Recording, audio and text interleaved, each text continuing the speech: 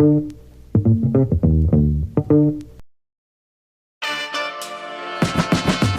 we may not be hearing from Scott tonight. We'll see. This is a super busy time for him. May is loaded with stuff he's got to do.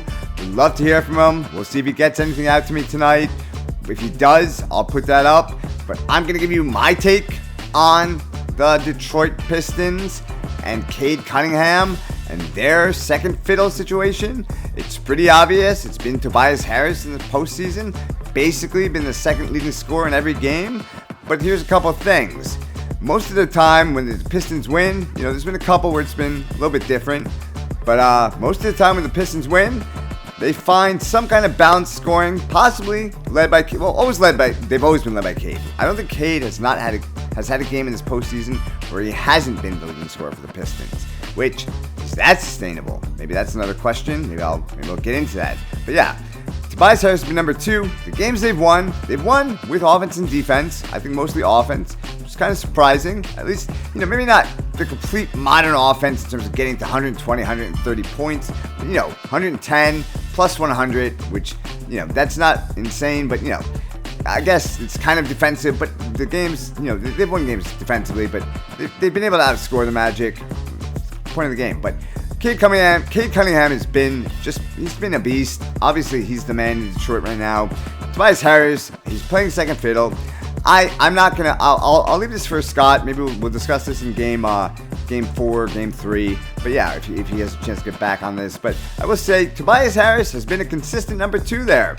I don't know if it can continue. I'm not sure. But I think the problem for the Pistons is they just don't get enough out of everybody. When they win, they do. Maybe not a ton. Maybe, but Cade Cunningham, I think there was one game basically, Cade Cunningham 22, Tobias Harris 20. Other guys between 11 and 15 in the starting rotation. But yeah, they can get wins. They've gotten wins where Cade's gone out for 40 or around 40 and Tobias has gone for 22 or 20 and a couple guys. But the guys are still going to go for 10 plus, 2 or 3 other guys, which is necessary for this team. Necessary for any team, but this team specifically. And I get it, Tobias Harris has looked good in these playoffs. He's been consistent throughout the 8 games they played in this playoffs, the 7+1. Yeah, so, he's done it. But yeah, I don't know if this is sustainable with the supporting cast kind of disappearing on Cade Cunningham. I don't know, I can't say that. From time to time.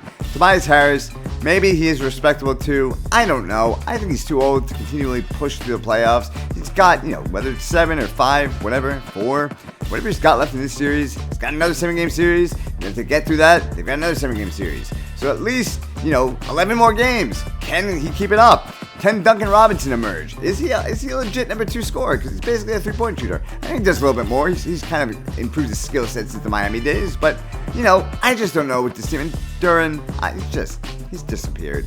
I'm not going to get into it, but he hasn't fit well with this playoffs. And yeah, I just don't think the Pistons can do it. And I know we're all kind of presumptuous, I think, that the Knicks are the team to beat. But the Pistons are the 1 seed. They should be better. Obviously, they're here in the second round. They won in the first game of the second round. They play tonight.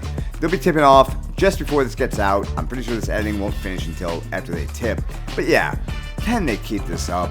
Obviously, the first round, it was a success. They got through it. That's a success. But it wasn't a domination. It wasn't a 1. And we've talked about this too. The 8 seed wasn't a normal 8 seed. But it wasn't a 1-8 series. It was a 3-6 series, a 4-5 series. It was a super close series. It was a coin flip. Magic easily could have won that series. And the Pistons, I don't know about them. Yeah, can Tobias Harris keep it up?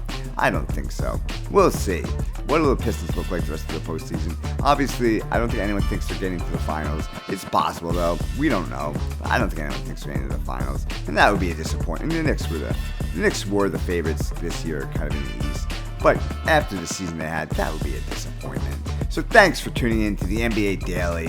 You've been watching me, Rob, from With Sports Rob. Scott may have a take on this, on Tobias Harris. I know I got a little bit into it, but I want to hear his vision too, what he's got, his version on events. But yeah, he's got very good stuff. I want to get him as often as possible, but he's super busy this week and for the next couple weeks. Nice if you do have some words from him, but we'll see. If he gets me anything before the game ends, I'll put that out. Maybe even if he gets me something after the game ends. If he gets me anything today, I'll try and put it out. Maybe it'll be maybe it'll be centered on tonight, but it'll probably be applicable to the rest of the series. Thanks for watching the NBA Daily, May 7th. Enjoy the games tonight. We got the Lakers, and that game, I against the Thunder. Wow, that's Scott's take on that. Wow, that's good. And we got the Pistons and the Cavaliers. Probably already tipped off by the time we get started on this taking out. But yeah, let's see what happens with the Pistons tonight. I'm not saying they can't beat the Cavs. I'm just saying they should be in the finals. They should be contending for the championship. They're obviously not.